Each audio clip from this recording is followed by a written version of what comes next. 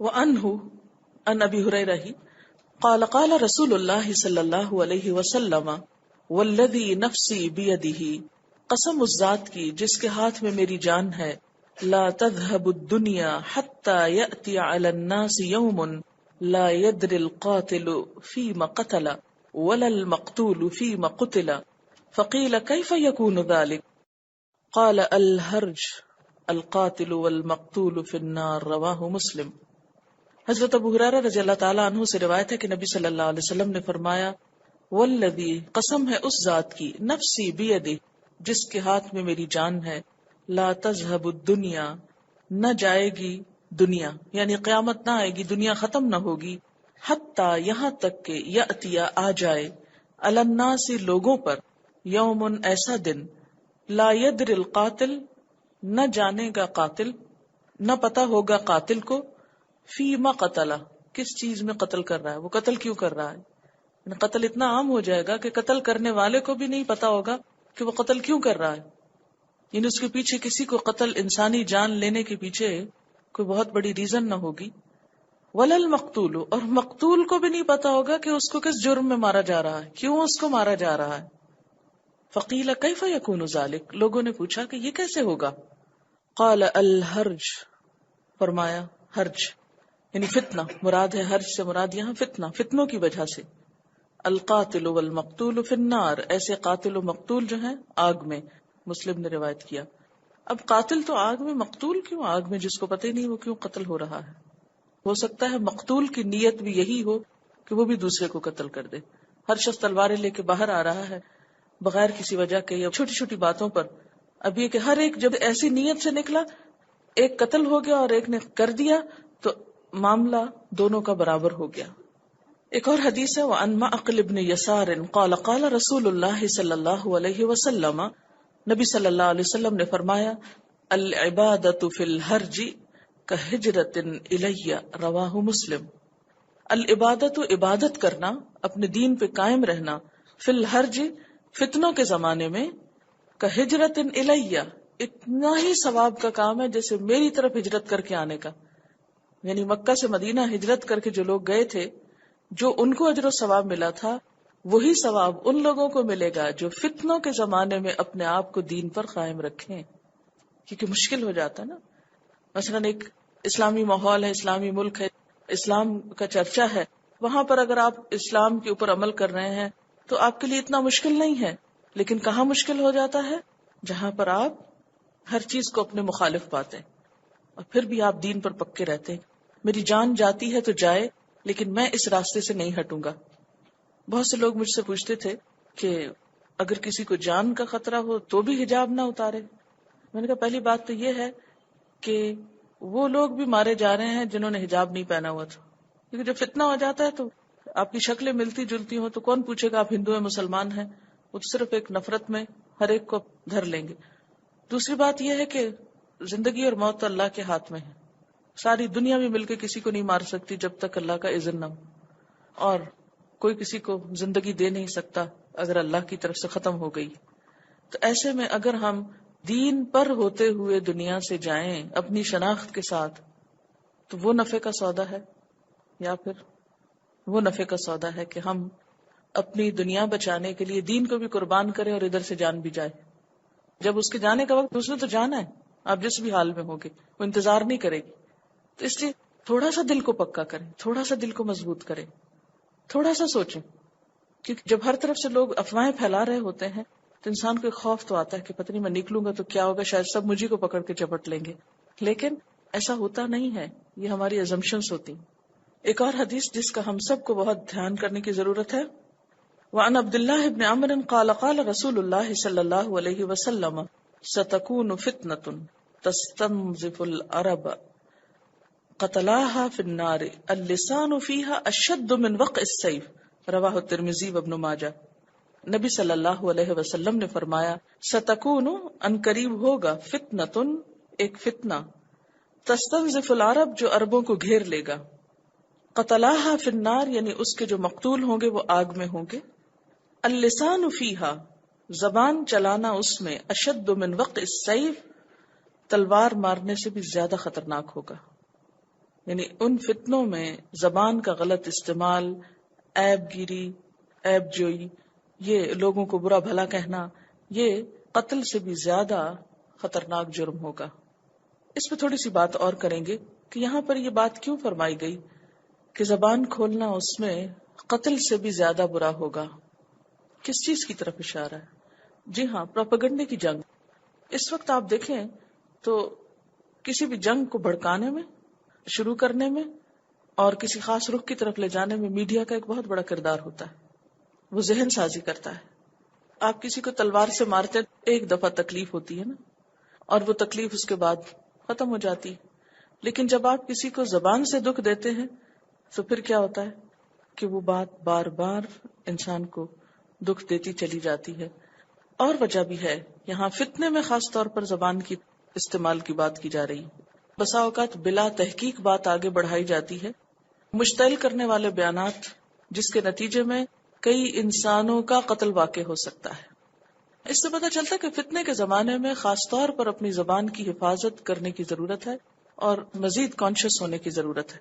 ایک ہوتا ہے نا، عام رستہ ہوتا ہے، آپ ریلیکس ہو کے جا رہے ہوتے، جہاں پھسلنے والا رستہ آتا ہے تو وہاں آپ کیا کرتے اور کانشیس ہو جاتے ہیں، سنبھل کے چلتے ہیں، کیونکہ اگر وہاں پر آپ بے دھیانی میں چل پڑے تو ہو سکتا ہے آپ کسی بھی لمحے آپ بہت دور جا گریں۔ اور بسا اوقات ایک بات ہوتی کچھ نہیں، لیکن کسی ایک شخص کے ذہن میں شیطان وسوسہ ڈالتا ہے، پھر وہ اس کو بولتا ہے، اس سے پھر آگے وہ پھیلتی پھیلتی بہت سے لوگوں کو اپنی لپیٹ میں لے لیتی۔ وعن ابی ہریرہ ان النبی صلی اللہ علیہ وسلم قال ویل للعرب من شر قد اقترب افلح من کف یدہ، رواہ ابو داود۔ حضرت ابو ہریرہ رضی اللہ تعالی عنہ سے روایت ہے، نبی صلی اللہ علیہ وسلم نے فرمایا، ویل للعرب، عربوں کے لیے ہلاکت، من شر، اس شر سے، قد اقترب، جو قریب آ گیا ہے، افلح، فلاح پا گیا، من کف یدہ، جس نے اپنا ہاتھ روک لیا، یعنی زبان کے علاوہ ہاتھ یعنی ایکٹیویٹیز کوئی بھی کسی بھی قسم کی جو کسی فتنے کو بھڑکانے میں مددگار ہوں، وہ سب بھی اسی میں شامل ہو جاتے ہیں۔ تو کامیابی کیا ہے؟ اپنی زبان اور ہاتھ کو انسان احتیاط سے استعمال کرے۔ بخاری کے علاوہ کچھ احادیث اچھی تھی، صحیح احادیث کے درجے پہ، تو میں چاہ رہی تھی کہ وہ بھی آپ کے ذہن سے گزر جائیں۔ فتنہ و فساد سے دور رہنے والا شخص نیک بخت ہے۔ وعن المقداد بن الاسود قال سمعت رسول اللہ صلی اللہ علیہ وسلم يقول ان السعید لمن جنب الفتن، ان السعید لمن جنب الفتن، ان السعید لمن جنب الفتن ولمن ابتلى فصبر فواہا، رواہ ابو داود۔ حضرت مقداد بن اسود رضی اللہ تعالی عنہ کہتے ہیں کہ میں نے رسول اللہ صلی اللہ علیہ وسلم کو یہ فرماتے سنا ہے، خوش نصیب ہے وہ شخص جس کو فتنوں سے دور رکھا گیا، خوش نصیب ہے وہ شخص جس کو فتنوں سے دور رکھا گیا، خوش نصیب ہے وہ شخص جس کو فتنوں سے دور رکھا گیا، اور خوش نصیب ہے وہ شخص جو فتنوں میں مبتلا ہوا اور صبر کیا۔ وعن ثوبان قال قال رسول اللہ صلی اللہ علیہ وسلم اذا وضع السیف فی امتی لم ترفع عنها الى یوم القیامہ، جب میری امت میں تلوار چل جائے گی تو قیامت کے دن تک روکی نہ جائے گی۔ ولا تقوم الساعة حتى تلحق قبائل من امتی بالمشرکین، اور اس وقت تک قیامت نہ آئے گی جب تک میری امت کے کچھ لوگ مشرکین سے نہ جا ملیں، یعنی قیامت سے پہلے میری امت کے لوگ مشرکوں سے جا ملیں گے، ان سے اتحاد کر لیں گے۔ وحتى تعبد قبائل من امت الاوثان، اور یہاں تک کہ میری امت کے لوگ بتوں کی عبادت نہ کرنے لگیں۔ وَأَنَّهُ سَيَكُونُ فِي أُمَّتِي كَذَّابُونَ ثَلَاثُونَ، اور میری امت میں 30 جھوٹے ہوں گے، یعنی جھوٹی نبوت کا دعویٰ کریں گے۔ كُلُّهُمْ يَزْعَمُ، ان میں سے ہر شخص دعویٰ کرے گا، أَنَّهُ نبی اللہ، کہ وہ اللہ کا نبی ہے۔ وَأَنَا خَاتَمُ النَّبِيِّينَ لَا نَبِيَّ بَعْدِي، اور میں خاتم النبیین ہوں، میرے بعد کوئی نبی نہیں۔ وَلَا تَزَالُ، اور ہمیشہ رہے گا، طَائِفَةٌ مِّنْ أُمَّتِي، میری امت کا ایک گروہ، علی الحق، حق پر، یعنی ایسا نہیں کہ حق ختم ہو جائے گا، میری امت کا ایک گروہ حق پر قائم رہے گا، ظاہرین، غالب ہوگا، لا یضرہم، نہ نقصان دے گا ان کو، من خالفہم، جو بھی ان کی مخالفت کرے گا، یعنی ان کی مخالفت ان کو نقصان نہ دے گی، حتی یأتی امر اللہ، یہاں تک کہ اللہ کا حکم آ جائے. رواہ ابو داؤد والترمذی، اسے ابو داؤد اور ترمذی نے روایت کیا. یعنی قیامت آ جائے اور اسلام غالب آ جائے، کیونکہ قیامت کے آنے سے پہلے اسلام دنیا میں ایک دفعہ غالب ہوگا. قال رسول اللہ صلی اللہ علیہ وسلم لا تقوم الساعة، قیامت قائم نہ ہوگی حتی یحسر الفرات عن جبل من ذهب یقتتل الناس علیہ فیقتل من كل 199 ویقول كل رجل منهم لعلی اکون الذی انجو. رواہ مسلم. آپ صلی اللہ علیہ وسلم نے فرمایا قیامت نہ آئے گی جب تک کہ نہر فرات کھل نہ جائے، یعنی خشک ہو جائے اور زمین کھل کے اس کے اندر سے سونے کا پہاڑ نکلے گا. لوگ اس خزانے کو حاصل کرنے پر لڑ پڑیں گے اور ان لڑنے والوں میں سے 99% مارے جائیں گے، اور ان میں سے ہر شخص یہ کہے گا شاید میں زندہ بچ جاؤں اور اس خزانے پہ قابض ہو جاؤں. یہ مسلم کی حدیث ہے. کہاں ہے فرات؟ عراق میں. جی، یعنی ایک ہڈن خزانہ ہے، وہ کھلے گا.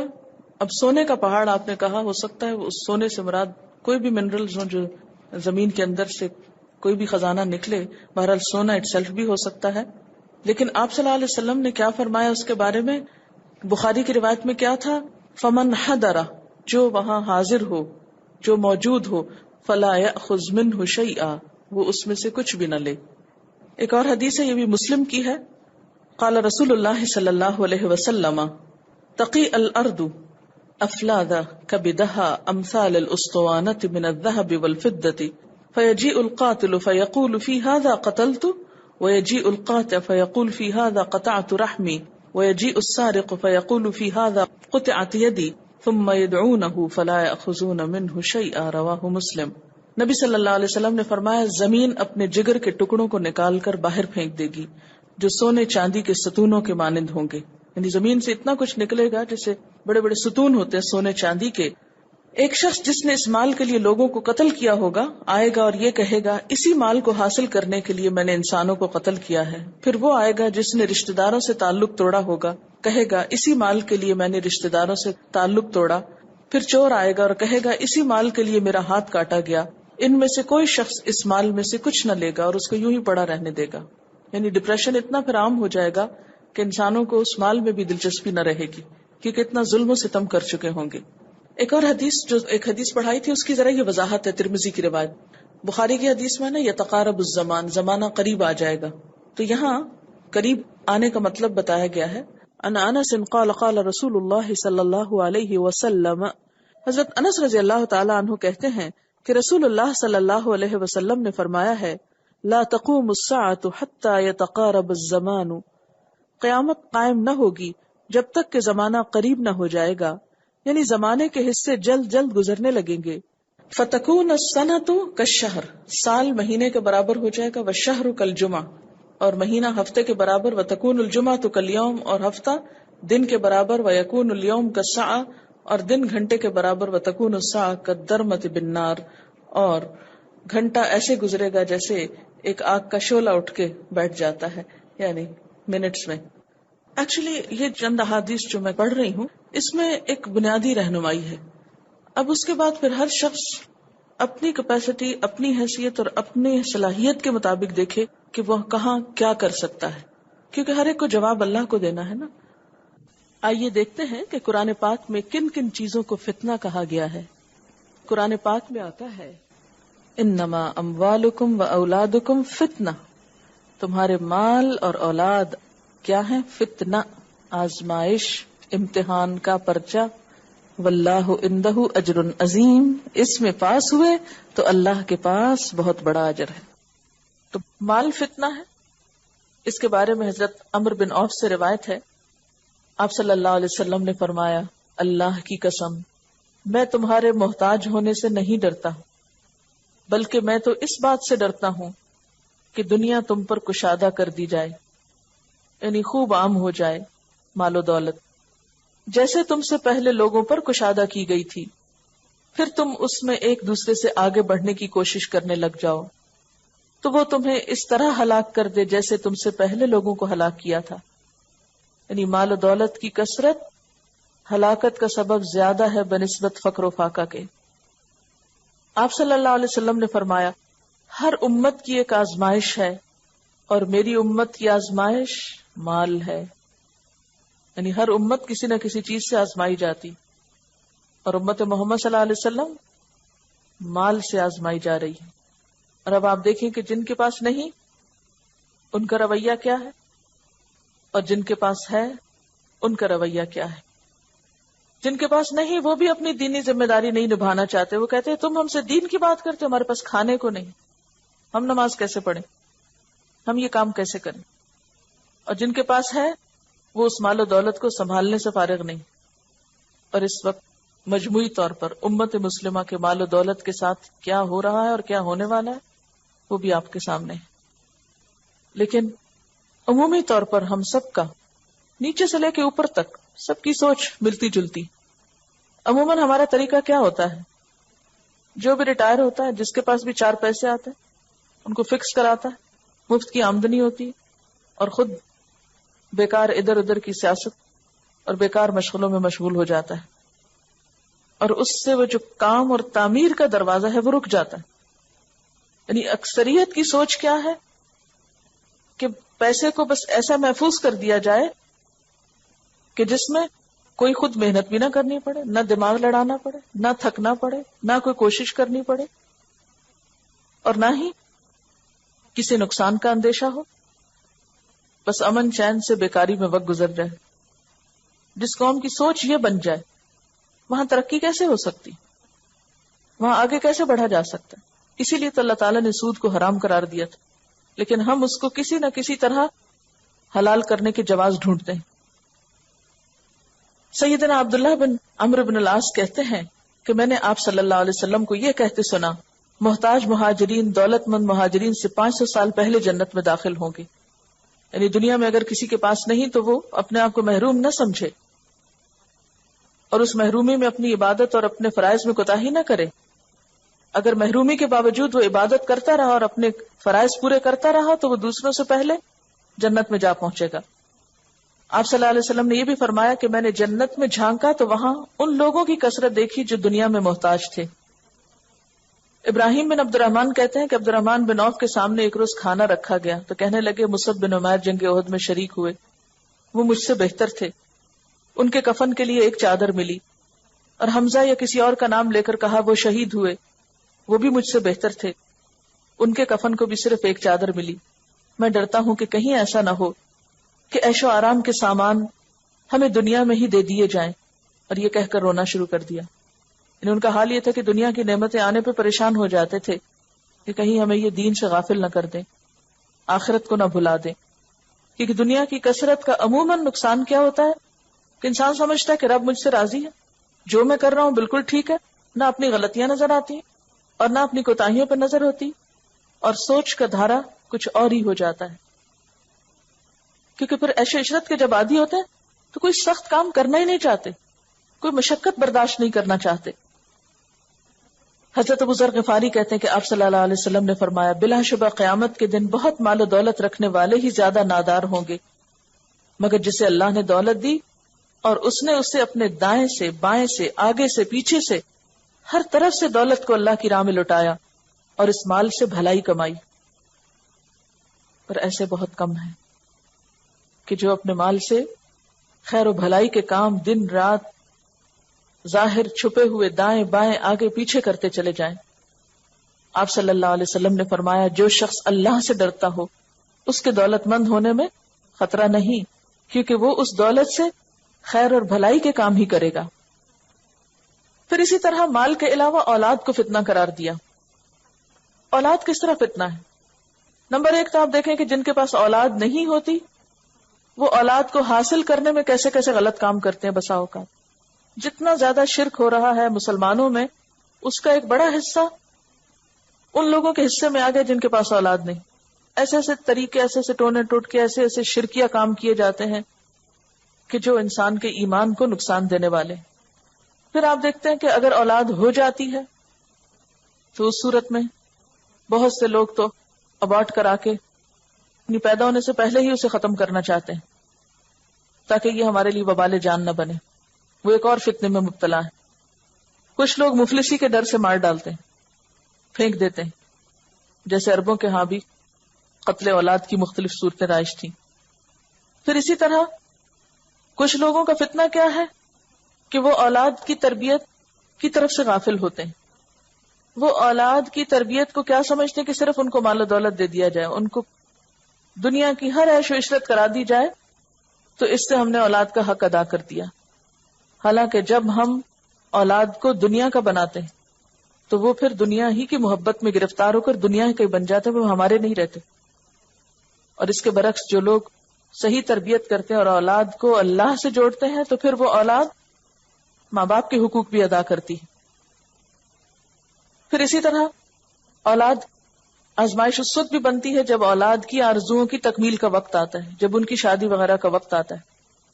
بہت سے لوگ میں نے دیکھا ہے کہ اپنی ذاتی زندگی میں بہت نیک ہوں گے، بہت اچھے کام کرتے ہوں گے، اپنے سارے فرائض پورے کرتے ہوں گے، لیکن جب شادی کا موقع آتا ہے تو اگلے پچھلے سب اللہ کی حدود توڑ کے رکھ دیں گے. کہیں کیا کریں، مجبور ہیں، بچوں کی خوشی ہے. یعنی شادی بیاہ کے موقع پر جو رسمیں ہوتی ہیں یا کی جاتی ہیں اس میں اپنی ساری دینداری کو بہا کے رکھ دیتے ہیں.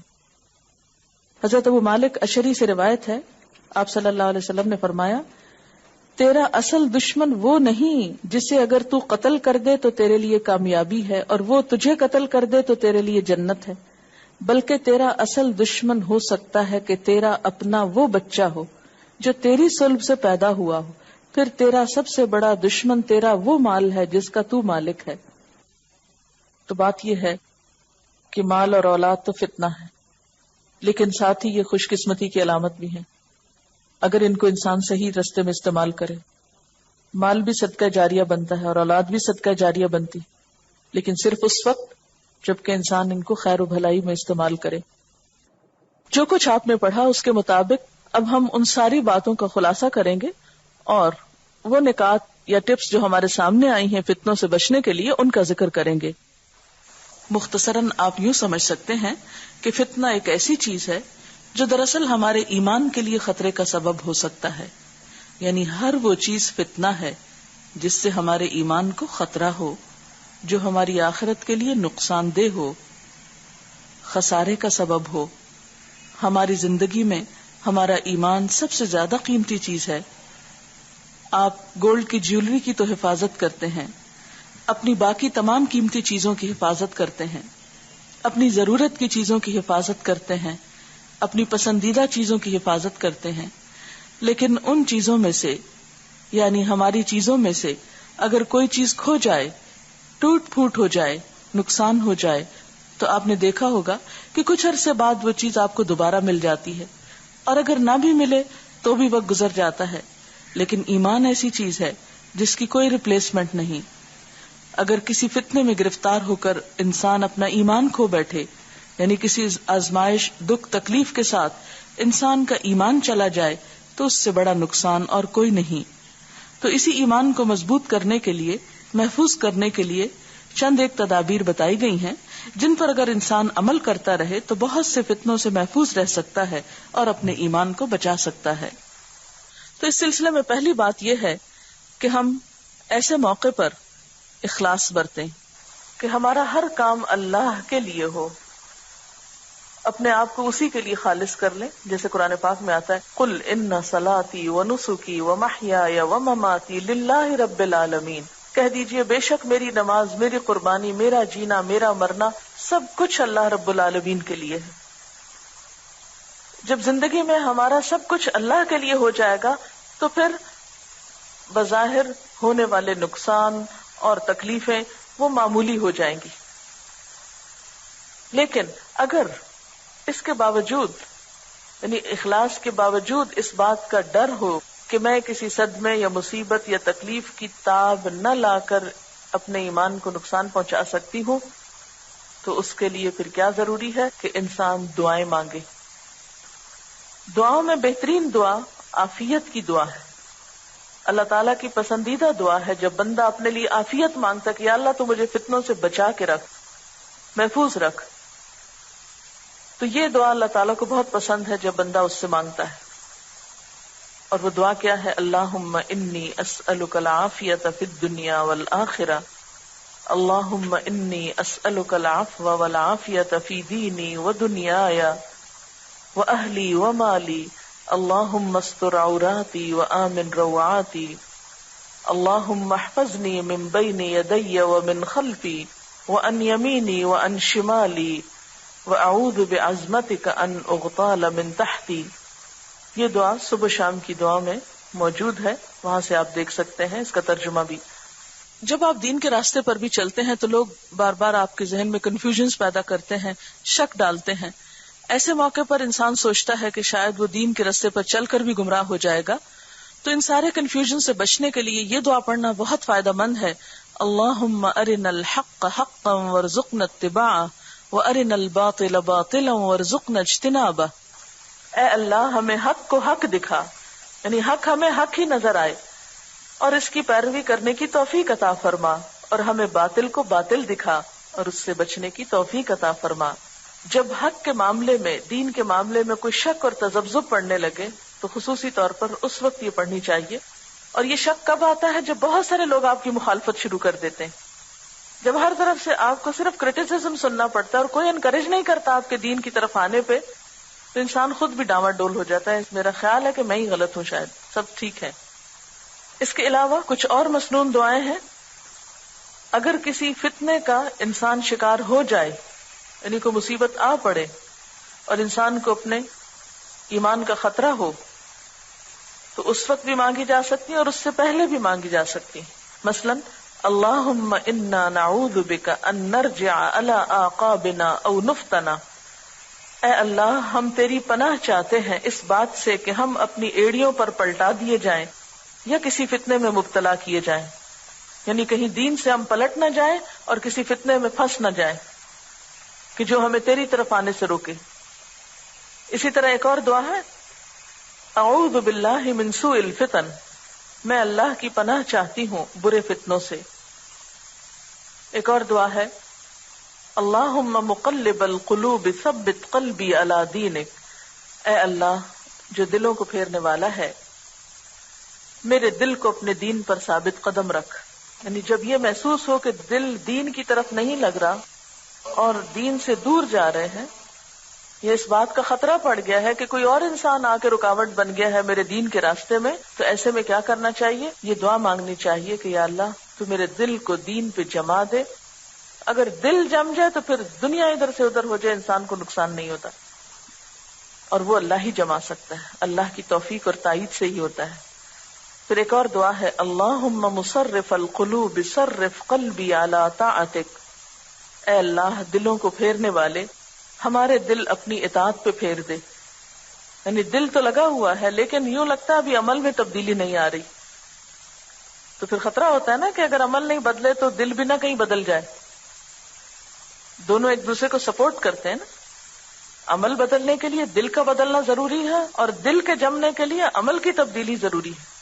تو اے اللہ جو دلوں کو پھیرنے والا ہے، ہمارے دل کو اپنی اطاعت پر پھیر دے۔ پھر اسی طرح ایک اور دعا، ربنا لا تزغ قلوبنا بعد اذ ہدیتنا وہب لنا من لدنک رحمہ انک انت الوہاب، اے ہمارے رب ہمیں ہدایت دینے کے بعد ہمارے دلوں کو ٹیڑھا نہ کرنا، یہ راستہ دکھانے کے بعد ہمارا دل اس سے اکتائے نہیں، ہم اس سے کہیں اور نہ مڑ جائیں، اور ہمیں اپنے پاس سے رحمت عطا فرما دے، بے شک تو بہت عطا کرنے والا ہے۔ کیونکہ اللہ کی رحمت ہی ہو انسان کے ساتھ تو انسان ہدایت اور حق پر قائم رہ سکتا ہے۔ پھر اسی طرح یہ دعا مانگنی چاہیے، ربنا آتنا من لدنک رحمتا وہیئ لنا من امرنا رشدا، اے ہمارے رب ہمیں اپنی خاص رحمت سے نواز اور ہمارا معاملہ درست کر دے۔ یہ وہ دعا ہے جو اصحاب کہف نے ان چند نوجوانوں نے مانگی تھی جب وہ اپنا دین اور ایمان بچانے کے لیے غار کی طرف جا رہے تھے کہ اللہ تو رہنمائی کر اور تو اپنی رحمت ہم پہ نچھاور کر۔ تو شیطان بھی بہت خوف دل میں ڈالتا ہے، لوگ بھی ڈالتے ہیں، تو ایسے میں انسان پھر کیا کرے؟ اللہ سے دعا کرے، اور پھر اور کیا؟ نوافل کا اہتمام۔ جب کوئی ایسی چیز اپنے اندر یا باہر پائیں تو اللہ تعالیٰ کے آگے جھک جائیں، صلاۃ حاجت پڑھیں، اللہ سے خصوصی دعا کریں کہ اللہ تو مجھے سنبھال لے، میرے دل کی حفاظت کر، میرے ایمان کی، میرے دین کی. اور خصوصاً تہجد کا اہتمام، کیونکہ تہجد میں بہت جلد دعائیں قبول ہوتی ہیں، کیونکہ غیر معمولی حالات میں عبادت بھی کثرت سے ہونی چاہیے. پھر اسی طرح شعوری طور پر صدقہ خیرات کریں. اس سے کیا فائدہ ہوگا کہ بلائیں ٹلیں گی. اچھا، لوگوں کے نزدیک بلائیں کیا ہوتی ہیں؟ دنیا کے کوئی نقصان. عام لوگوں کے نزدیک بلا کیا ہے، مصیبت کیا ہے؟ دنیا کا نقصان. لیکن اللہ کے بندوں کے لیے نقصان کیا ہے کہ ان کا اللہ سے رابطہ کمزور پڑے، ان کے دین کو کوئی نقصان پہنچے، قرآن سے ان کا رابطہ ٹوٹے. ان کے نزدیک یہ سب سے خطرناک بات ہے. تو ایسے میں صدقہ خیرات، اور صدقہ خیرات میں مال بھی، اپنی چیزیں، وقت اور بھی خیر بھلائی دوسروں کے ساتھ شیئر کریں. اور صدقہ خیرات کے لیے کبھی انتظار نہ کریں کہ بہت بڑی اماؤنٹ ہوگی یا بہت بڑی چیز ہوگی تو کسی کو دوں گی. اگر کوئی چھوٹی سی چیز بھی آپ خود استعمال نہیں کر رہے تو آپ اٹھا کے تو دے دیں کسی کو کہ کسی کے کام آ جائے. پھر اسی طرح فتنوں سے بچنے کے لیے علم دین سیکھنا ضروری ہوتا ہے. جتنی روشنی ہوگی اتنا آپ شر اور خیر، باطل اور حق، اس کا فرق پہچان سکیں گے. اور خصوصاً قرآن اور سنت کی طرف رجوع کریں، کیونکہ وہاں ہر پہلو سے متعلق رہنمائی موجود ہے. جیسے ایک پودے کی مضبوطی کے لیے بہترین ماحول چاہیے، اسی طرح ایمان کی مضبوطی کے لیے بھی بہترین ایمانی ماحول چاہیے. اپنے ایمان کو بچانے کے لیے اللہ کے دین سے جڑے رہیں، قرآن اور سنت کا مطالعہ کریں، ایسی مجلسوں میں بیٹھیں تاکہ آپ کا ایمان مضبوط ہو. پھر اسی طرح اپنے کردار، اخلاق، بیہیویئر، اس پر توجہ دیں، اپنا تزکیہ کرنے کی طرف کوشش کریں. شخصیت کی گرومنگ کی بجائے اور ظاہری چیزوں کے اوپر بہت زیادہ وقت لگانے کی بجائے کردار سازی پر توجہ دیں. اگر آپ کا اخلاق اچھا ہوگا، اگر آپ میں صبر ہوگا، تو آپ دیکھیں گے کہ آپ دوسروں کو بہت بہتر طرح ڈیل کر لیں گے. اللہ تعالیٰ کے نزدیک جو معیار ہے ایمان کا اور امانت کا، وہ اپنے اندر پیدا کریں. سچائی، تواضع، شرافت، نرمی، وسیع نظری، قول و فعل کی یکسانیت، وسعت قلب اور برداشت اپنے اندر پیدا کریں. یہ پازیٹیو کوالٹیز آپ کے اندر ہونی چاہیے. اور خصوصاً صبر و تحمل. اور صبر کا کیا مطلب ہوتا ہے؟ جذباتیت سے بچنا، نیگیٹو ری ایکشن سے بچنا، کسی کی باتوں سے فوراً ڈسکریج نہیں ہونا، کسی کی باتوں سے حوصلہ نہیں ہار بیٹھنا. جو شخص صبر سے کام لیتا ہے وہ مشکل حالات کو زیادہ بہتر طور پر ڈیل کر لیتا ہے. مثلا ایک شخص اگر کسی تکلیف کے آنے پہ بے ہوش ہو گیا ہے تو وہ مشکل کا مقابلہ کیسے کرے گا؟ ایسے سارے مواقع پر کیا کرنا ہے؟ کوئی آپ کی ذات پہ حملہ کرے، کوئی آپ کے دین پہ کرے، کوئی آپ کے انسٹیٹیوٹ پہ کرے، کوئی آپ کے والدین پہ کرے، وٹ ایور، کام، کوائٹ، کول، گویا کچھ ہوا ہی نہیں. اور اگر کوئی اور بہت سینسیٹیو ہو رہا ہے، جذباتی ہو رہا ہے، غصے میں آ رہا ہے، تو آپ پوری کوشش کے ساتھ اپنے آپ کو ٹھنڈا رکھیں گے. اس سے کیا ہوگا؟ وہ اور زیادہ غصے میں آئے گا، پھر اور آئے گا حتیٰ کہ تھک جائے گا. پھر اس کے بعد تعصب سے بچیں. تعصب جو ہے یہ انسان کے لیے زہر قاتل ہے. ایک ہی طرح بس دیکھنا چیزوں کو، ایک ہی نظر اور ایک ہی رنگ سے. تعصب، بغض، انا، اناد، یہ سب دل سے نکال دیں. اور تعصب ہوتا کیا ہے کہ کسی سے اختلاف ہونے کی صورت میں اس کی اچھی بات بھی نہ لی جائے. یعنی اگر ایک شخص کے اندر کچھ اچھی کوالٹیز ہے لیکن اگر آپ کو اس سے ضد ہوگی تو اب آپ اس کی کوئی بھی بات نہیں لے رہے، یہ نہیں ہونا چاہیے. اور پسندیدہ ہونے کی صورت میں غلط بات بھی لے لی جائے. یعنی اگر کوئی شخص اچھا لگتا ہے تو اس کی غلط مشوروں پر بھی دل و جان سے عمل کیا جائے، اندھا دھند. یہ بات نہیں ہونی چاہیے. کسی سے عقیدت ہے اس کی ہر بات آنکھیں بند کر کے لے لی. کسی سے عداوت ہے اس کی اچھی باتوں کو بھی رد کر دیا. یہ چیز ہماری امت مسلمہ میں بہت آ گئی ہے، اس سے بہت نقصان اٹھا رہے ہیں. مثلاً اگر کسی آتھر کی ایک بات پسند نہیں آئی، سب کو منع کر دیا، اس کی آئندہ کوئی کتاب نہ پڑھے. اگر کسی کی ایک بات پسند آ گئی چاہے 10 غلط ہے تو سب کو وہی لکھو، یہ تو پڑھ کے دیکھو، یہ ضرور پڑھو. جب تک یہ نہیں پڑھو گے تو مسلمان ہی نہیں ہوگے. یہ نہیں ہونا چاہیے. انتہائی رویے نہیں ہونے چاہیے کہیں سے بھی. مثلاً اگر ساری کتاب خراب ہے، اگر ایک بات اچھی ہے نا، وہ اس میں سے اچھی لے لیں اپنے لیے، اس میں آپ کا فائدہ ہے نا. لیکن ہمارے ہاں یہ بہت زیادہ تعصب ہے. قرآن جو ہم نے پڑھ لیا ہمارے سامنے میزان آ گیا ہے، اچھے برے کام کو فرق پتہ چل گیا ہے. لیکن ہمارے ہاں عوام میں یہ وسعت قلب نہیں ہے. عوام میں کیا، خواص میں بھی عام طور پہ نہیں ہے. اور اس کا نقصان کیا ہوتا ہے، سب خیر بھی ساتھ ہی بہا دیتے ہیں. ہم یہ دیکھنے بیٹھ جاتے ہیں کہ کون کہہ رہا ہے، یہ نہیں دیکھتے کہ کیا کہہ رہا ہے. ایسا کیوں نہیں کرتے؟ ایسا اس لیے کہ ہمیں پتہ ہی نہیں ہے کہ کیا صحیح اور کیا صحیح نہیں ہے. اس لیے ہم صرف ٹرسٹ کرتے ہیں کون پر، فلاں نے کہہ دیا بس، وہ تو معصوم عن الخطا ہے، اس سے تو کوئی گناہ ہو ہی نہیں سکتا. تو یہ اندھی عقیدت جو ہے یہ ہم کو ڈبو دے گی. اس لیے ہم اپنی عقل استعمال کریں، لا یعقلون میں نہ آئے. تعصب نہیں برتنا. کوئی بھی اچھی بات کہے، اپنا کہے، پرایا کہے، دوست کہے، دشمن کہے، کوئی کہے، لے لیں. پھر اس کے بعد نیکی کے کاموں میں جلدی کریں، کیونکہ ہم ٹال مٹول کرتے ہیں، اچھا کل کر لیں گے، پھر کر لیں گے، اب تو چھٹیاں آنے والی، چھٹیوں کے بعد کر لیں گے، پھر چھٹیاں ختم ہوئی تو کہا اب تو ٹرم شروع ہو گئی، پھر اگلی چھٹیوں میں کر لیں گے. نیکی کے کاموں میں ہمیشہ جلدی کرنی چاہیے. کہیں ایسا نہ ہو کہ وہ وقت آ جائے جب نیکی کا موقع ہی ہاتھ سے چلا جائے. عام طور پر ہمارا حال یہ ہوتا ہے کہ جب ہم بچے ہوتے ہیں تو یہ سوچ کے نیکی نہیں کرتے کہ ابھی تو ہم بچے ہیں. جب ہم جوان ہو جاتے ہیں تو اس وقت ہمارے کچھ اور مسائل ہوتے ہیں، ہم سوچتے ہیں ہم نے پڑھنا ہے، ابھی ہمارے پاس وقت نہیں ہے، ابھی تو ہم جوان ہیں. جب پڑھ چکتے ہیں تو پھر ہم سوچتے ہیں کہ ابھی ہمارے پاس جاب نہیں، جاب مل جاتی تو ہم سوچتے ہیں ابھی ہماری شادی نہیں ہوئی، جب شادی ہو جاتی تو سوچتے ہیں بچے نہیں ہوئے، بچے ہو جاتے ہیں تو سوچتے ہیں ابھی تو بچے چھوٹے ہیں، یہ بڑے ہو جائیں گے تو پھر کچھ کریں گے. اور اس طرح ہم ہمیشہ نیکی کے مواقع کو ٹالتے رہتے ہیں اور گنوا بیٹھتے ہیں. ایسا نہیں ہونا چاہیے. پھر اسی طرح فتنوں کے مواقع سے حتی الامکان بچنے کی کوشش کریں. یعنی اگر کہیں فساد ہے، جھگڑا ہے، فتنہ ہے تو خود نہ چل کے جائیں وہاں، اس سے بچیں.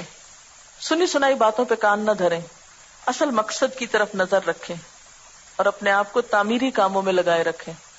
کیونکہ جب انسان irrelevant چیزوں کے پیچھے پڑ جاتا ہے تو نقصان کیا ہوتا ہے، اپنی صلاحیتیں کھو دیتا ہے، ضائع کرتا ہے. پھر اسی طرح انسانیت کا احترام کریں، کیونکہ اللہ نے بنی آدم کو عزت بخشی ہے. وَلَقَدْ كَرَّمْنَا بَنِي آدم، ہم نے آدم کے بچوں کو عزت بخشی ہے. کوئی کالا ہو، گورا ہو، کسی رنگ سے ہو، کسی نسل سے ہو، کسی بھی علاقے سے ہو، کسی بھی دور سے ہو، جو انسان ہے وہ قابل احترام ہے. انسان کو انسان ہونے کے ناطے قابل احترام سمجھیں. اب مثلا آپ سیڑھیوں سے نیچے اترتے ہیں، آپ دیکھتے ہیں کوئی شخص جا رہا ہے اور آپ سمجھتے نہیں یہ تو ہمارے ریلیجن کا نہیں، کسی اور ریلیجن کا، اس کو دھکا دے کے آگے نکلے. یہ نہیں ہونا چاہیے. وہ انسان ہے، اگر اس کا حق پہلے تو اس کو دیں. اس معاملے میں بسا اوقات ہم بہت تعصب کرتے ہیں، ہماری جماعت، ہمارا مذہب، ہمارا ملک، ہمارا رنگ، ہماری زبان بولنے والے، ہمارے فلاں فلاں برادری کے لوگ، ان کا حق پہلے. ان اکرمکم عند اللہ اتقاکم، بے شک اللہ کے نزدیک تم میں سب سے زیادہ عزت والا وہ ہے جو سب سے زیادہ متقی پرہیزگار ہے.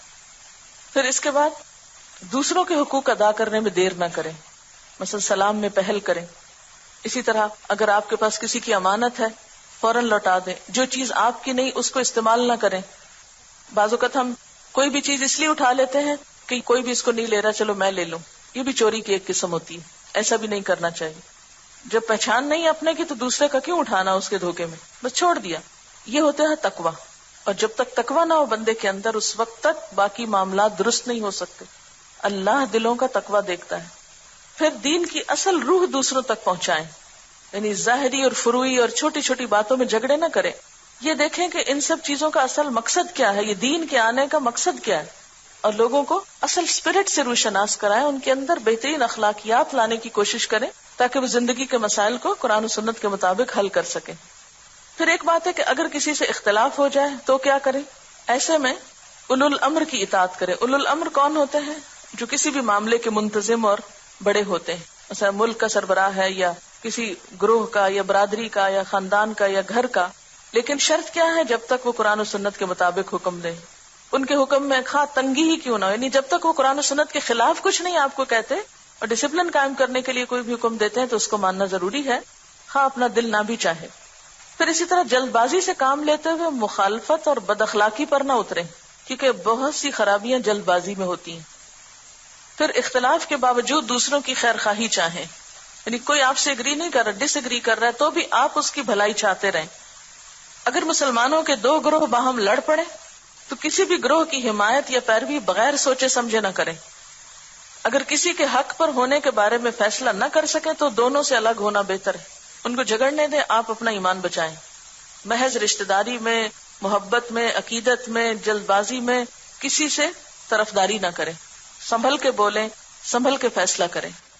پھر اس کے بعد ہے کسی سے ناراضگی کی صورت میں اپنی رائے کا اظہار براہ راست متعلقہ شخص سے ہی کریں۔ یعنی اگر آپ کسی سے ناراض ہیں، آپ کو کسی کے ساتھ کچھ مشکل پیش آ رہی ہے تو ڈائریکٹ اس سے مل کر بات کر لیں، نہ کہ عوام الناس میں اپنے خیالات کا اظہار کر کے ان میں بدامنی اور انتشار پھیلائیں۔ عموماً فتنے کیوں پھیلتے ہیں؟ دو لوگوں کی آپس میں کسی چیز پر ڈس ایگریمنٹ ہو گئی، کوئی اختلاف ہو گیا، اب وہ آپس میں تو بات ہی نہیں کر رہے، اب وہ ایک بھی عوام کو بتا رہا ہے، دوسرا بھی عوام کو کہانیاں سنا رہا ہے، عوام حیران پریشان ہے کہ یہ مسئلہ کیا ہے۔ تو ایسی صورت میں عوام الناس کو انوالو نہ کریں، زبان کا محتاط استعمال کریں، اشتعال انگیز بیان بازی سے بچیں، سنی سنائی باتوں کو آگے نہیں بڑھائیں، اس طرح فتنوں سے بچا جا سکتا ہے۔ پھر کلمہ حق کہتے وقت تمام اسلامی اقدار اور آداب اور اخلاق کا لحاظ رکھیں۔ بعض اوقات ہم کہتے ہیں میں تو سچی بات کہہ رہی ہوں اس لیے الل اعلان کروں گی، اور خوب بدتمیزی پہ اتر آتے ہیں کلمہ حق کہتے ہوئے، چوٹیں برساتے ہیں دوسروں پہ، اور تیز اور تند لہجوں میں بات کرتے ہیں، دوسروں کے اوپر طنز کرتے ہیں۔ یہ انداز درست نہیں ہے۔ پھر ہے اختلاف کے باوجود دلوں میں وسعت رکھیں، دوسروں کو ایکسپٹ کرنے، ان کی غلطیاں معاف کرنے اور ان کی غلطیاں بتانے میں بھی خیرخواہی سے کام لیں۔ اور آخری بات ہے، جب بھی انسانوں کی ترجیح دنیا بن جاتی ہے، یعنی ہماری پرائرٹی جب دنیا بن جاتی ہے تو فتنہ و فساد اور انتشار کا دور دورہ ہو جاتا ہے۔ اس کا حل یہ ہے کہ لوگوں کی توجہ اور ترجیح دین بنا دیں۔ جتنا جتنا دین آتا جائے گا، اور دین بھی صرف ظاہری نہیں، حقیقی اسپرٹ آتی جائے گی، تو فتنے، فساد، جھگڑے، لڑائیاں، یہ تمام چیزیں ختم ہوتی جائیں گی، اور تبھی صحیح معنوں میں امن و امان قائم ہو سکتا ہے۔ جب تک دین نہ ہو، اللہ کا خوف نہ ہو، اس وقت تک معاملہ درست نہیں ہو سکتا۔ اور ان سب باتوں کے ساتھ ساتھ ہمیں اللہ تعالیٰ سے مدد لینا ہے، اور اس کے لیے دعا کیا ہے؟ اعوذ باللہ من سوء الفتن۔ کہیے سب 3 دفعہ، اعوذ باللہ من سوء الفتن، اعوذ باللہ من سوء الفتن، اعوذ باللہ من سوء الفتن۔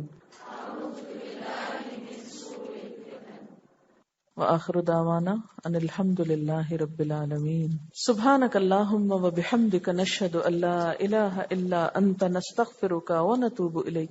والسلام علیکم ورحمۃ اللہ وبرکاتہ۔